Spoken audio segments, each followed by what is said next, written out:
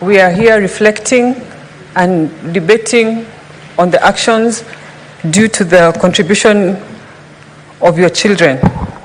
I also want to thank the CS of Health, CS Nakumicha, for waiving the hospital bills of those young people who got injured, and the President for committing to take up the funeral expenses and compensating the families, Mr. Speaker.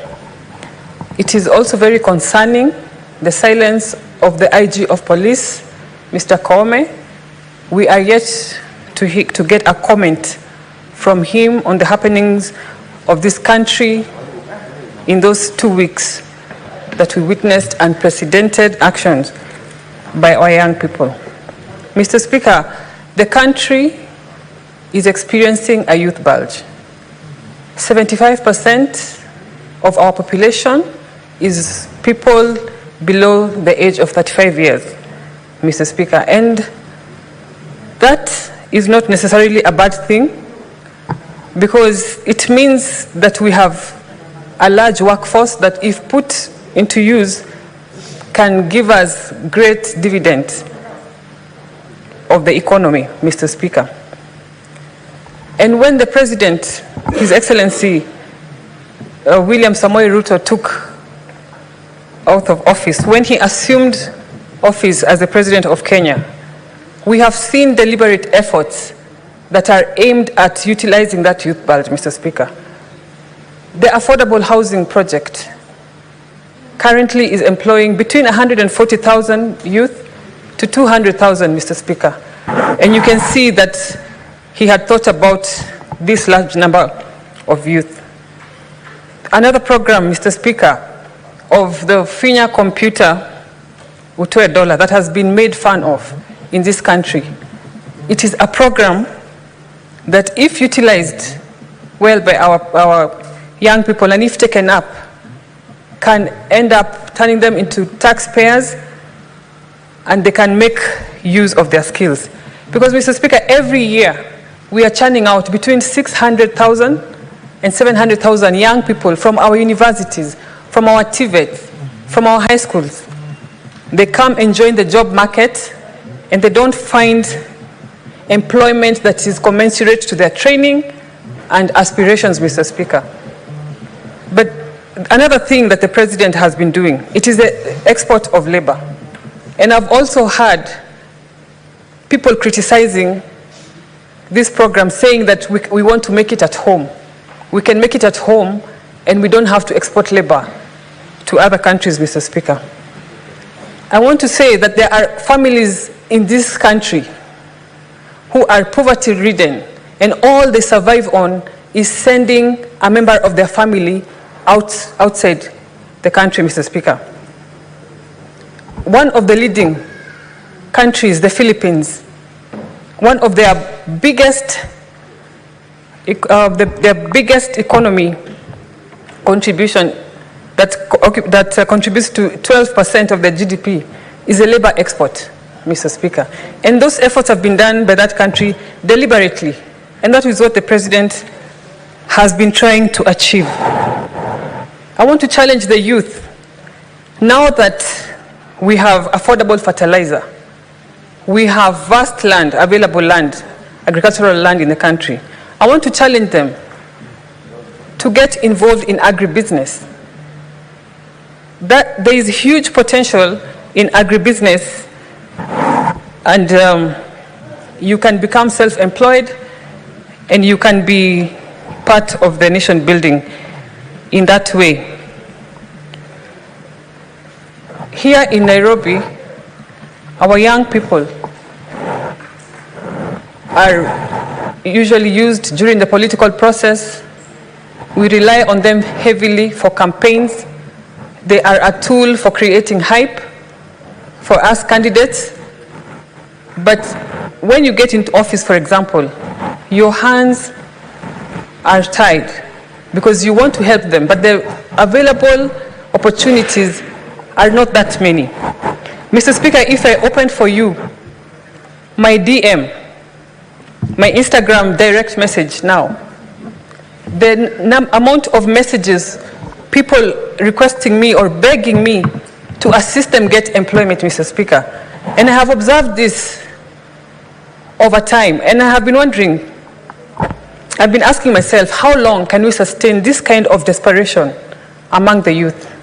Mr. Speaker, we have an advantage of having a youth, a large youth that has energy, that has a lot of potential, it is largely educated, and it is time as a country we come up with ways for utilizing these young people, because when they are not gainfully employed, when they are not channeling their energy the right way, it is how we end up getting instability and even being exposed to political triggers that we saw last week, the last 2 weeks. Because, Mr. Speaker, even if the youth came to the streets,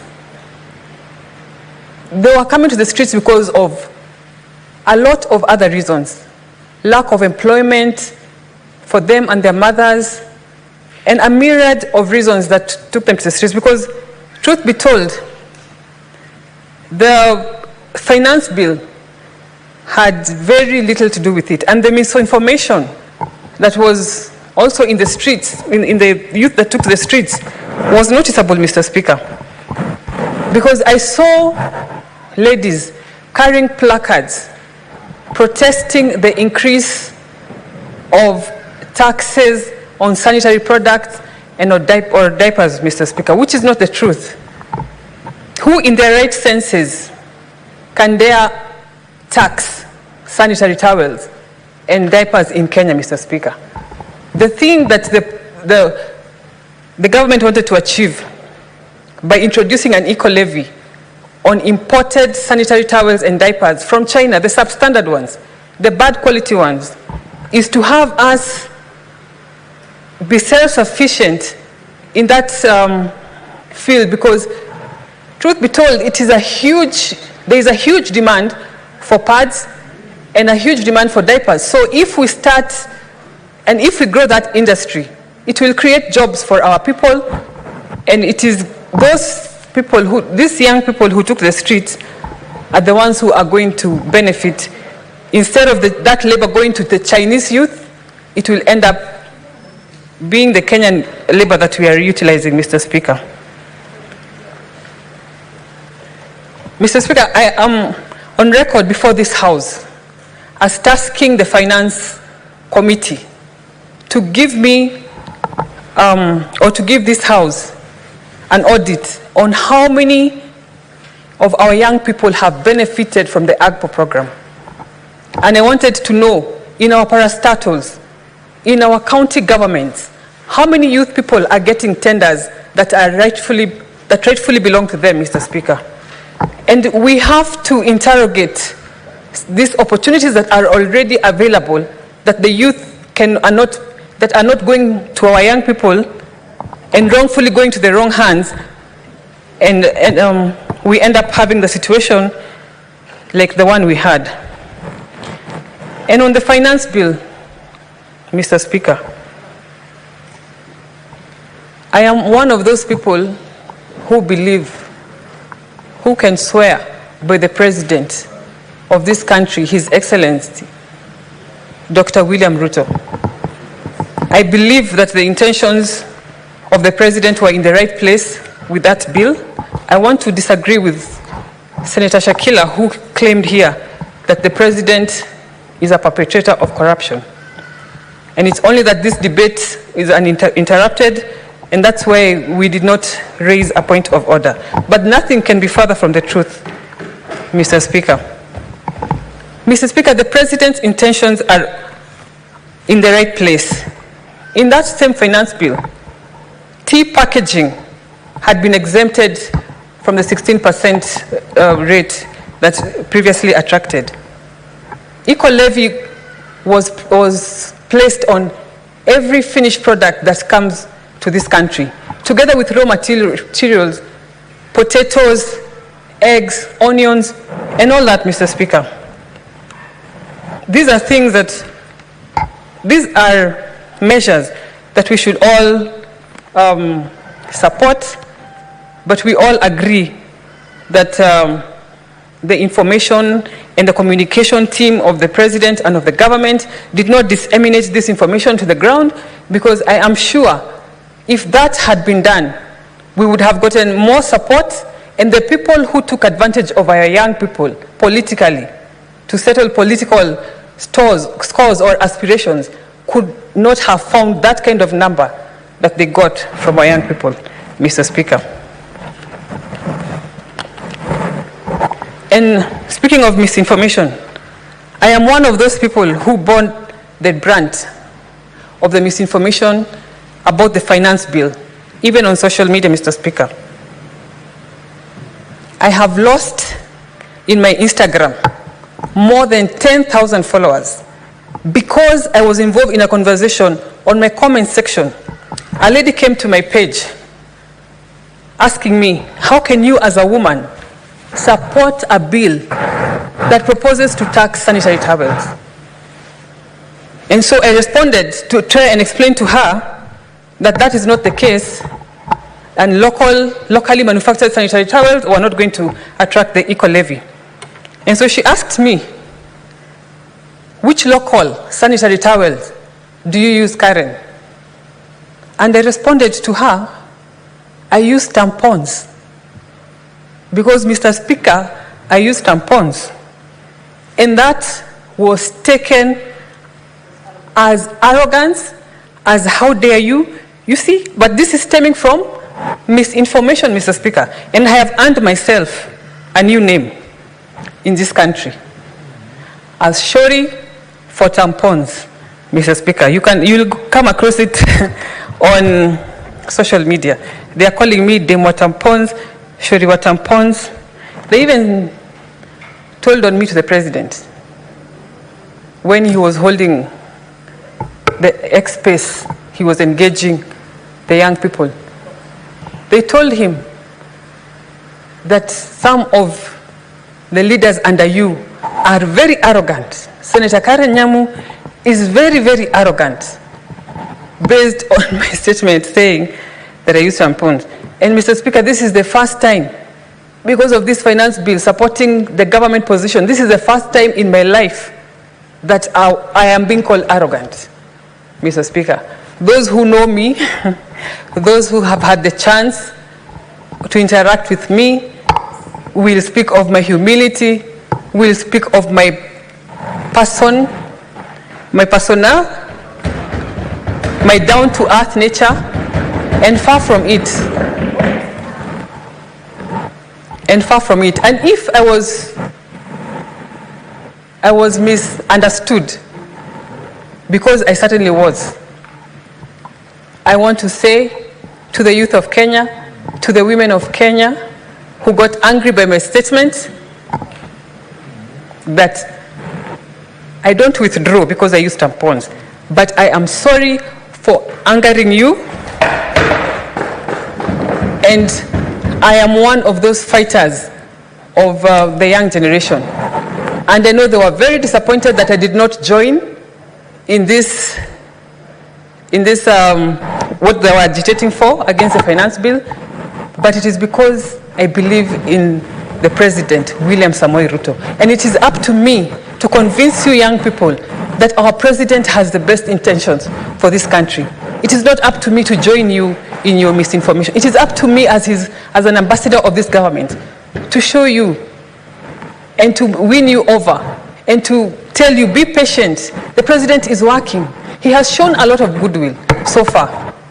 He has appointed a task force to audit our public debt, which is one of the biggest reasons why we are here today, our public debt. The Finance Bill 2024 was tailored to remedy some of those things, especially the public debt, to balance that and development, Mr. Speaker. Another thing that my colleagues have also addressed is the issue of corruption. Mr. Speaker, the EACC is letting the country down big time, because since its inception, we are yet to see heads rolling, Mr. Speaker. We are yet to see the cases, corruption cases that they have prosecuted that have ended up having people serve jail term, or what our people would love to see. Mr. Speaker, it should not be business as usual. If they cannot deliver to our people, the EACC, let it be disbanded, and let us have another body that is going to deliver to the people of Kenya. The excuses that they give every other time will not fly anymore. And Mr. Speaker, I want to talk to the young people of Kenya, and I want to tell you to take voters' cards. Register as voters, all of you.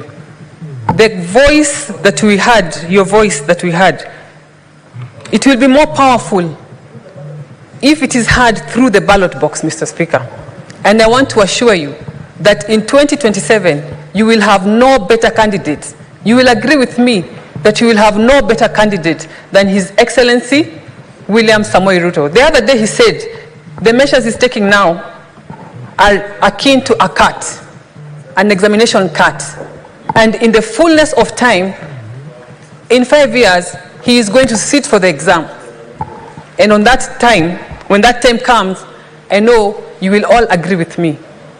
So when that time comes for voters registration, I expect all of you who are in the streets to take voters' card. And with those few remarks, Mr. Speaker, I support. Senator Anchisa.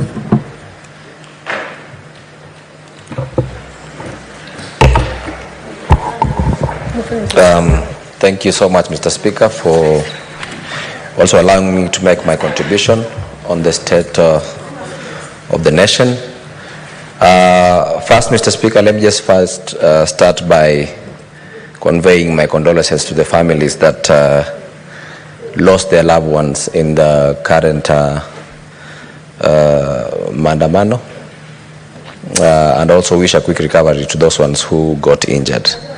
Secondly, Mr. Speaker, I'd like to also thank the tribeless and courageous youths, the GNZs who went to the streets to speak on behalf of this nation, speak on behalf of the Kenyans. Mr. Speaker, I'd like also to confirm that I'm one of the few leaders who tweeted and asked the president to also listen to the voices of the youth.